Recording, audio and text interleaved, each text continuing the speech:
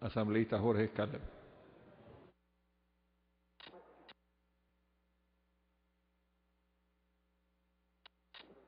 Presidente, yo no me voy a referir a las cifras y datos que ya bien la ponente de esta reforma a la ley del anciano y otros asambleístas ya lo han dicho. Todos caminamos hacia esta edad. Ese es el paso inevitable que nos corresponde llegar, avanzar. Sí quiero aportar con algunos elementos, algunos textos alternativos a este proyecto de reforma a la ley del anciano. El bloque del Movimiento Popular Democrático considera, presidente y asambleístas, que la comisión, compañero, a ver si me ponen la diapositiva, por favor, que la comisión, en el texto que propone para este debate, en el artículo 2, omite un derecho que está consagrado en la Constitución desde el artículo 12 al 34, que son los derechos al buen vivir. Todos los derechos al buen vivir, esta ley tiene que garantizar para los adultos mayores, de tal manera que no puede dejarse de omitir. Por eso le agregamos, después de la palabra derechos, la frase del buen vivir para que sean garantizados, así como también no solamente el derecho o los derechos al buen vivir, sino más bien recuperemos, compañeros de esta comisión, lo que existe ya en la ley vigente, es decir, en la ley que estamos reformando, en este artículo 2, habla que el Estado garantizará el derecho a la asistencia médica, la asistencia geriátrica y gerontológica integral, que es lo que ha omitido la comisión en este texto. Planteamos recuperar lo que está vigente, añadiendo el tema de los derechos del buen vivir, porque ustedes saben, asambleístas, que el tema de los adultos mayores no es solamente del asunto del cuidado en cuanto se refiere a talleres de terapia ocupacional y recreativa en el ámbito de la atención gerontológica, sino que por todo lo que acaban de decir nuestros adultos mayores aquí, por todo lo que han hecho por la patria, el Estado tiene que garantizarle también una atención geriátrica integral, que va más allá del tema de los talleres de terapia ocupacional, que implica el tratamiento de enfermedades, de su dolencia, a través de equipos profesionales, interdisciplinarios, de médicos, enfermeros, fisioterapeutas, asistencia social, psicológica, nutricional, etcétera, etcétera. Eso implica invertir en nuestra gente. Por lo tanto, planteamos eso, incorporar en el artículo 2. En el artículo 3, cuando la comisión habla que corresponde a la familia garantizar el buen vivir de las personas adultas mayores, debiendo asistirlas, ponga el artículo 3, compañero, debiendo asistirla de manera especial durante sus años de mayor vulnerabilidad en caso de enfermedad o cuando adolecieren de una discapacidad que les impidiera valerse por sí misma. No solamente debe ser de los familiares.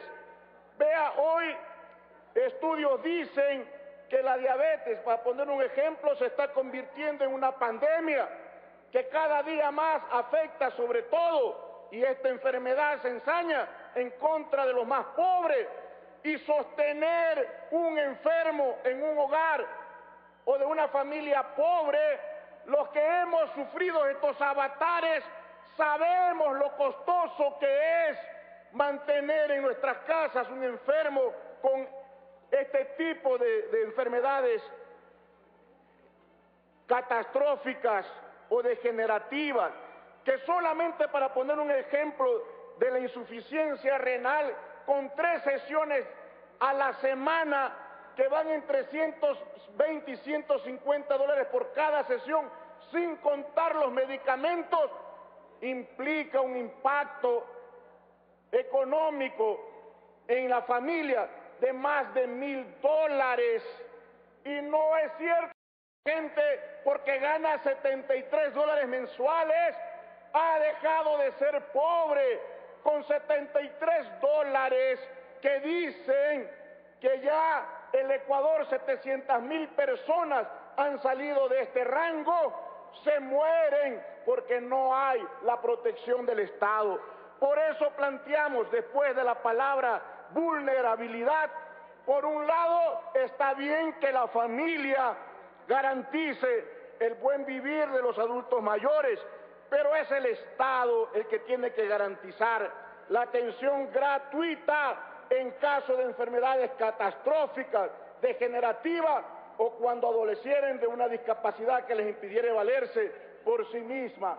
El dejarle todo bajo la responsabilidad de la familia es un acto criminal para aquellos adultos mayores, porque aquellos que trabajan en la familia, si dejan su trabajo, también es una amenaza, porque necesitan el ingreso para poder sobrevivir. Por lo tanto, el Estado tiene que contribuir como ordena la Constitución, presidente. Mi madre falleció por eso. No tuvimos la oportunidad y porque no existen en el país un solo centro por parte del Estado geriátrico gerontológico. Y ahí es cuando la vida le enseña a ser solidarios en los hechos, pero nunca es tarde y esta asamblea tiene que aprender a devolverle lo que el sistema injusto, inhumano le ha quitado a las personas. Creemos nosotros, presidente, en el artículo 6, cuando habla que se crearán los hogares de protección de las personas adultos mayores, léase el artículo 38 de la Constitución que les he puesto en esta diapositiva, que habla que en particular el Estado tomará medidas, 1, atención en centros especializados y en centros de acogida.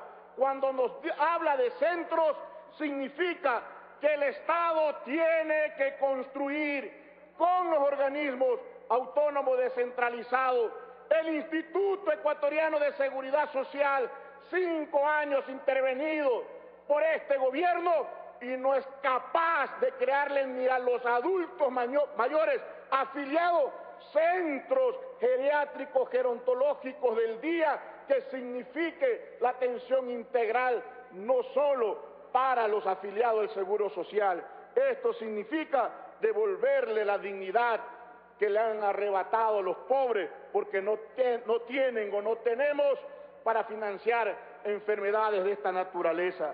En el artículo 11, presidente, nosotros creemos que hay que recuperar el texto de la ley vigente en cuanto se refiere no solamente al reconocimiento de la acción popular a favor de los adultos mayores para hacer prevalecer sus reclamos y sus derechos, sino que también debe dársele el derecho a las personas que, conociendo que sus hijos han abandonado a sus padres en este estado, tiene que haber acción legal con el propósito de obligarle a que también pueda velar por o preocuparse por la atención. Por lo tanto, hay que recuperar el texto o parte del texto original que se lo ha omitido en el informe que plantea la comisión.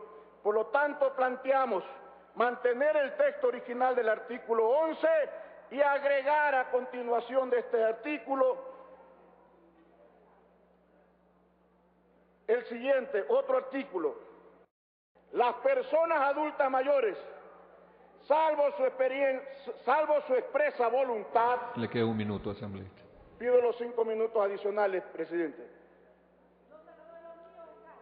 Salvo su expresa voluntad, de acuerdo a su análisis socioeconómico, no se le incluirá entre los obligados subsidiarios para prestar las pensiones alimenticias a los niños, niñas, adolescentes, ni aún menos se les privará de su libertad por esta causa. Aquí hemos visto drama, como adultos mayores, mujeres, pobres, que no pueden cargar con la responsabilidad de sus hijos en cuanto se refieren al tema de las pensiones alimenticias,